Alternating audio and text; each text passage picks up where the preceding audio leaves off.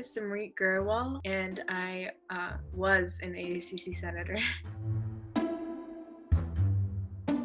My term, I came in with no ASUC experience. I learned a lot from my predecessors, and I learned a lot during Senate orientation. I was ready, and then right off the bat was when Kashmir was on lockdown in India, and human rights violations were occurring. Varsha and I decided that we'd want to do something along with Hazem, Sitara, and Asta. During orientation, I started writing this bill. My bills were both symbolic for my community, and then only one person showed up to come against my bill, and I was still very anxious in my seat.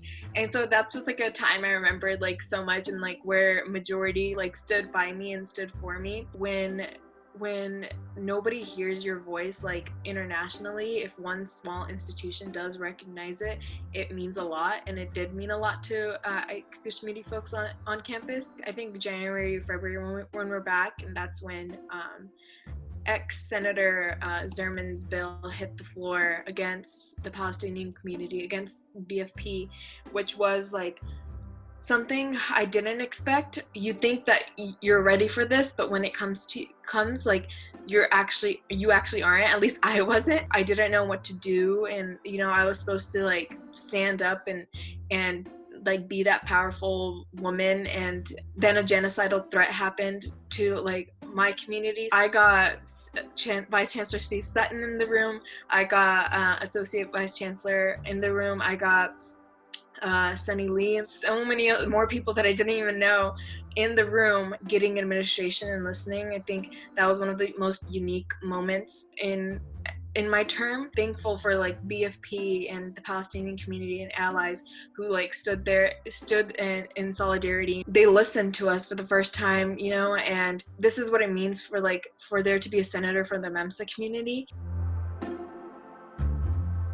I think a lot of stuff got done first semester, and then second semester, of course, COVID blocked it. Also, what was happening in February with the genocidal comment and the threat, that kind of really halted my office's work. We were looking forward to so many more things in April and in May, and so I'm sad that got shut down.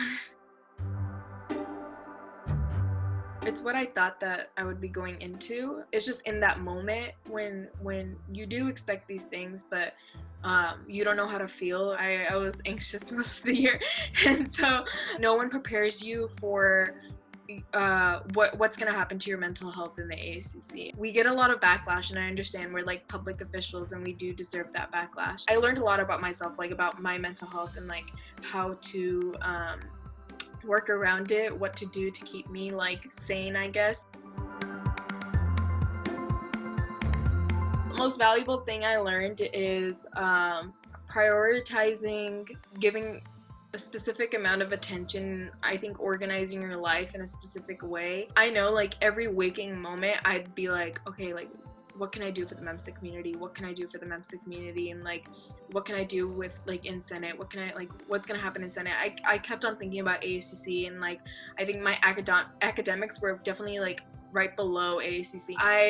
I definitely learned towards the end of the year on how to prioritize that. I'd do getaway weekends to Davis where my cousins went, and so I'd get that mental break. Next year I know how to prioritize my academics and how to prioritize my physical and mental health. But I got to do all this amazing work, and I got to see my fellow senators each do amazing work. We all need to kind of take a moment and reflect. I think as a Senate class we still need to do that, reflect. When COVID hit, we went right in and we started thinking about how could we change the grading system, what could we do, how could we better advocate for students, and we did that with Senator Nyanwu and Senator Jarosa. I'm very proud, and I'm very thankful for my community for being there, and others always supporting me.